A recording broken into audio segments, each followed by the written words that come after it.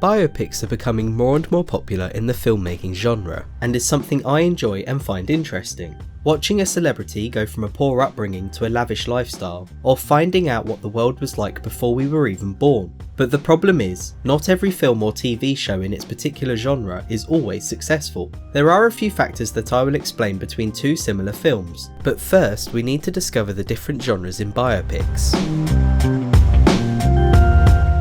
I narrowed it down to these three categories, as it's what I mainly watch and is the most popular. So, let's start with the sports genre. This is something like Rush, where the story follows someone becoming a sports icon in their respective field, typically having a challenging rival who is better at the sports than they are. This category tends to be the most inconsistent, as some films or TV shows are really great, but some are quite bad. Other sports go into this category like football, tennis, golf, and so many others.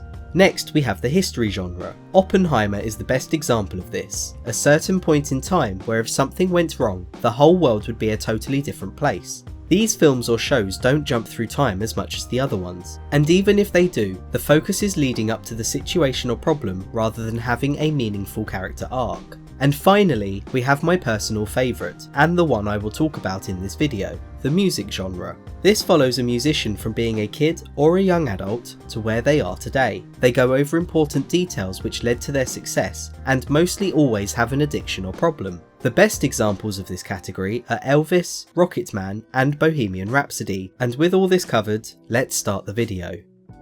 Now we've discussed the three main categories, I thought we would go over and compare the two music biopics that came out last year, Better Man and Back to Black, and discuss the three main differences between these two films along with a conclusion at the end. Better Man is the story of Robbie Williams and Back to Black is the story of Amy Winehouse, two very good singers, and it's safe to say one film is better than the other, but here's the problem. Both films have the exact same concept. The musician had a talent and dreamt of being a singer when they were young, struggled with alcohol, drugs and relationships during the height of their fame, to then having one big on-stage performance at the end of the film, giving a send-off to the audience and showing the singers getting back on track with their lives. The main problem with biopics across the different genres is that us humans don't have a powerful or meaningful character arc like most films and TV shows have. And even if we do, it's a very simple one, by overcoming an addiction or accepting the death of a family member or relative. It's hard to balance between staying true to what happened in the character's life, while also having a meaningful ending where the audience learns something from watching the film. This is the main problem. Robbie Williams quits having all the alcohol and drugs at the end of the film, showing a happy ending with him more relaxed, having good connections with family again, and enjoying his life being the better man. Back to Black shows Amy smoking very early in the film before she was famous, and Amy sadly passed away because of the other substances that she had taken as well. So as an audience member, we don't learn anything from this. All this does is leave it as a side problem, as she doesn't overcome it, and even if she did overcome it, it was not explicitly shown, so it leads to the story focusing more on how the singer got her success, and less on overcoming her main struggle. Better Man is very similar to other successful biopics like Bohemian Rhapsody, Elvis and Rocketman, because all of these people have lived long enough that we can jump forward in time without feeling confused. These films have a montage right after the musician has a breakout hit where we see them becoming more and more popular, and we can continue with the story a bit later down the line of their careers and see how the fame affects their life. Robbie Williams is 51 years old at the time of this recording. Therefore, there are a lot of things that you can go over in his life, being in Take That, having an addiction, self-doubt, and his solo career.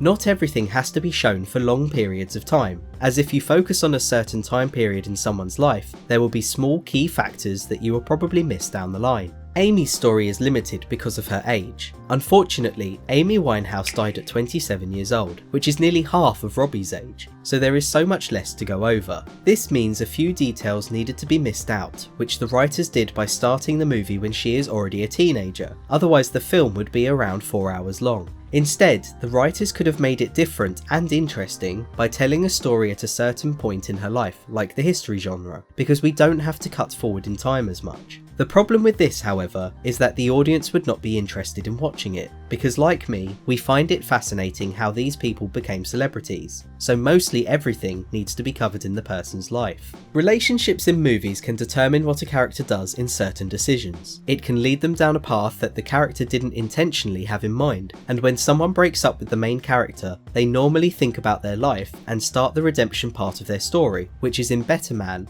after Robbie Williams' partner found out that he cheated on her. It gives him a chance to rethink his life and what he has done, as someone important to him suddenly leaves and is not around when he needs help. In Back to Black, this situation is the other way round on how the main character responds. Blake broke up with Amy twice for the same reason, having self-doubt and the media messing with his head, which doesn't make sense to begin with because Amy reassured him after the first breakup. But this leaves Amy in a terrible situation because she did nothing wrong and can't do anything about it, so the character can't grow or learn, leaving the audience confused.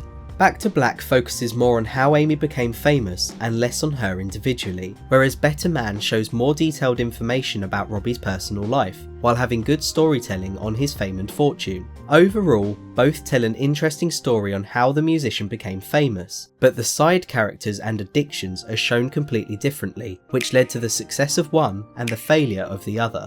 Thank you for watching. Please like and subscribe to the channel to keep up to date with more content.